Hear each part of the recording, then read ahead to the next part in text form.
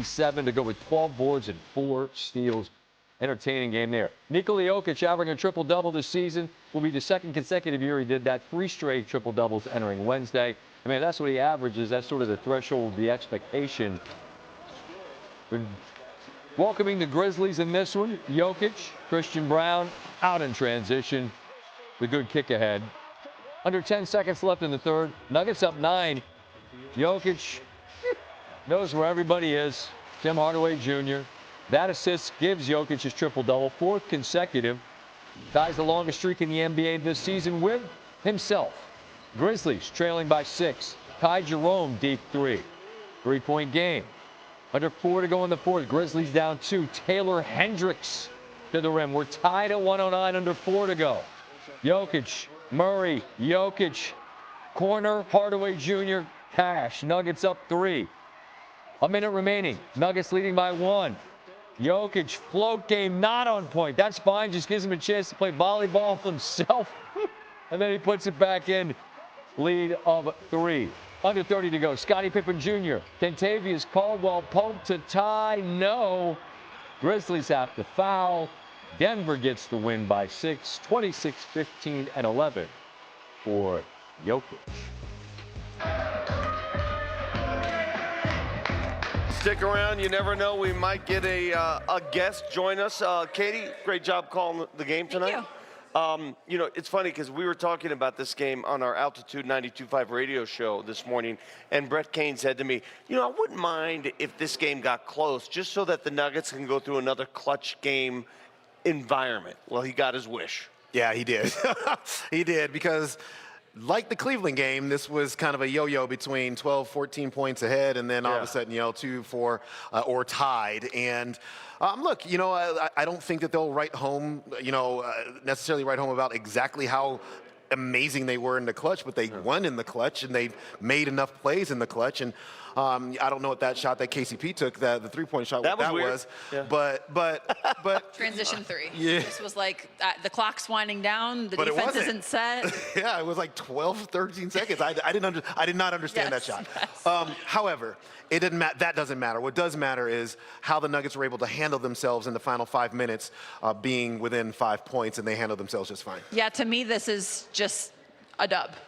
It doesn't really matter how the game went. You're heading into the All-Star break. You needed to find a way to win, and that's exactly what the Nuggets did. I think you can learn something from it. The turnovers were obviously an issue in this game, but the Nuggets were able to conquer that and still find a way to win down the stretch. They made timely shots. They got timely stops. But most importantly, they're headed into the All-Star break as healthy as they can be, given the circumstances, and they get a much-deserved break. And they go to the All-Star break with 2 Nuggets in the All-Star game. First time that Joker's brought along a partner, and that partner, of course, is Jamal Murray. Tonight, 26 for Joker, a triple-double before the 4th quarter. By the way, his 80th triple-double before the 4th.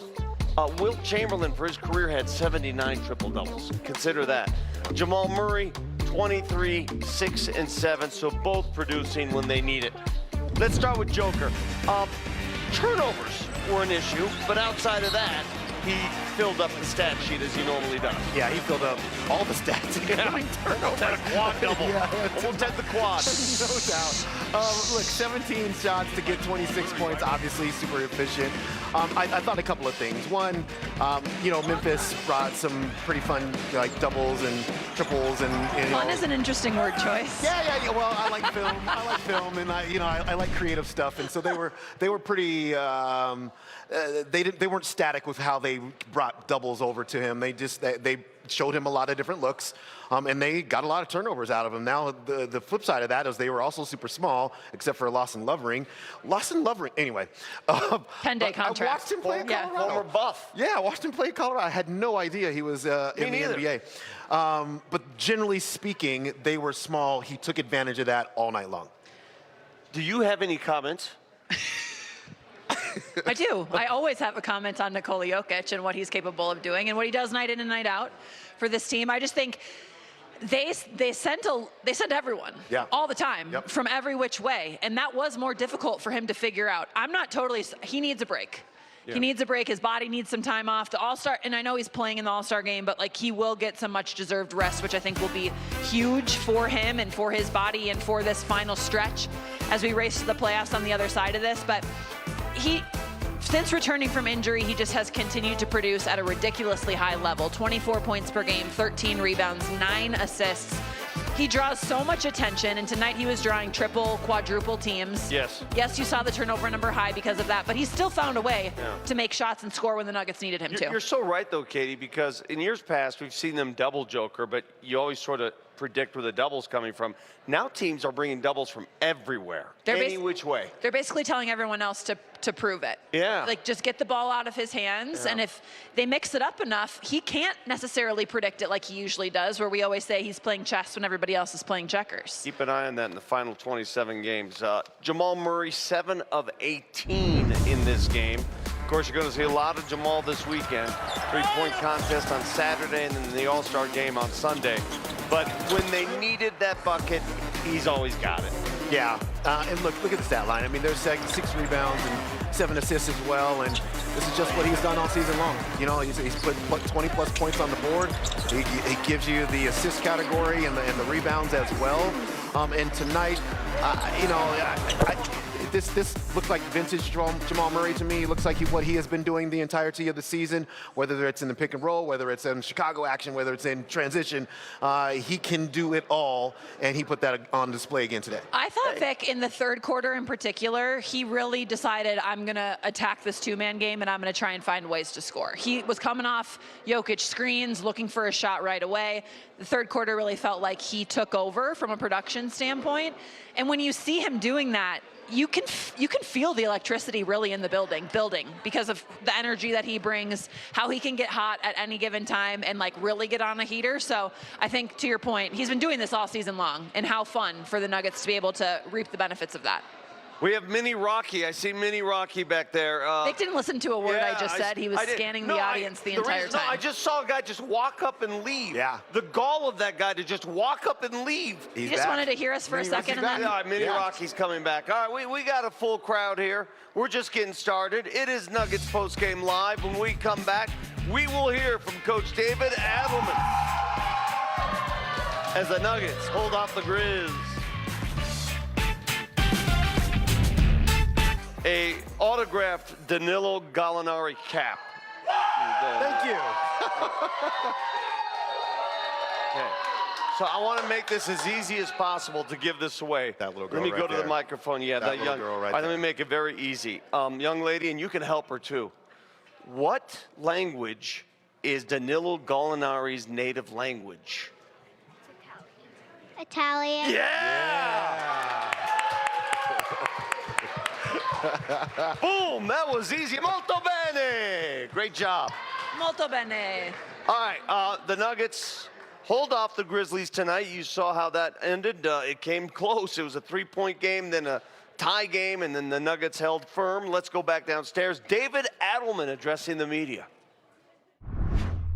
I'm not concerned. We had some guys that were exhausted, and they had some guys make plays. We were in drop coverage.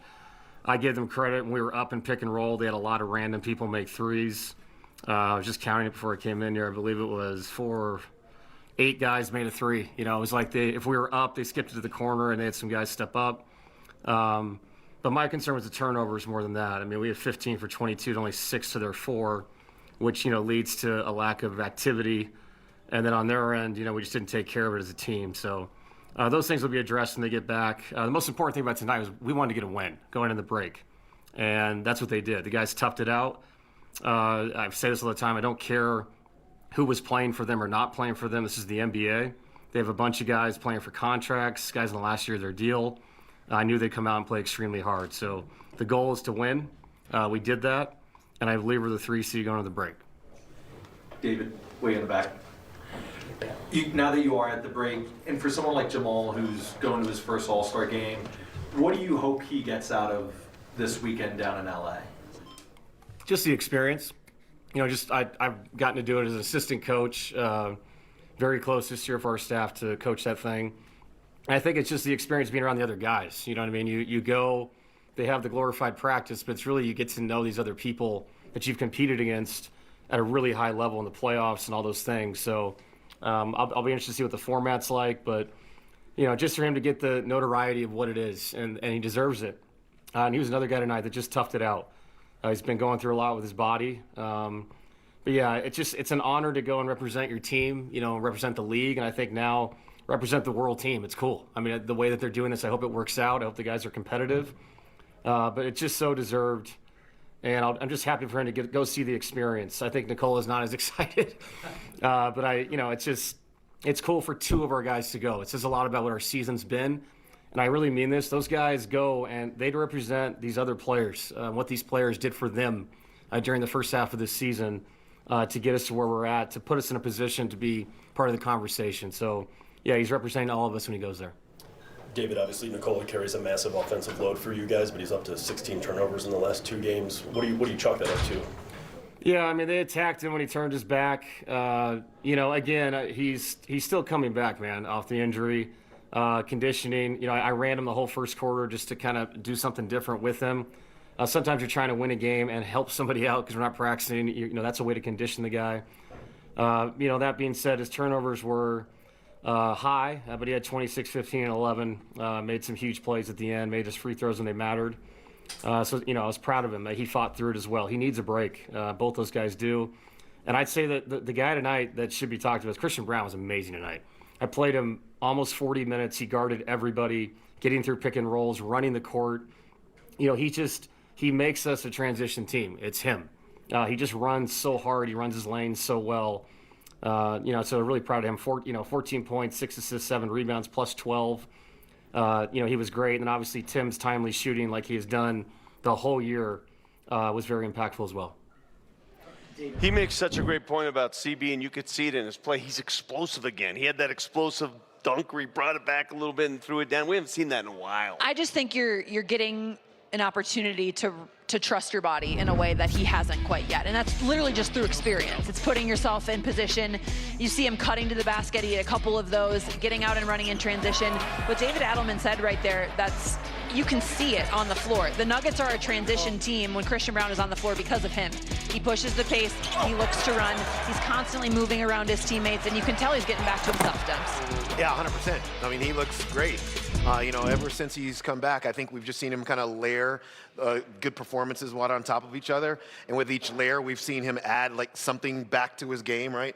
Whether it was just the running or the rebounding of the defense and the three-point shooting. And then you have a game like today where it kind of all comes together.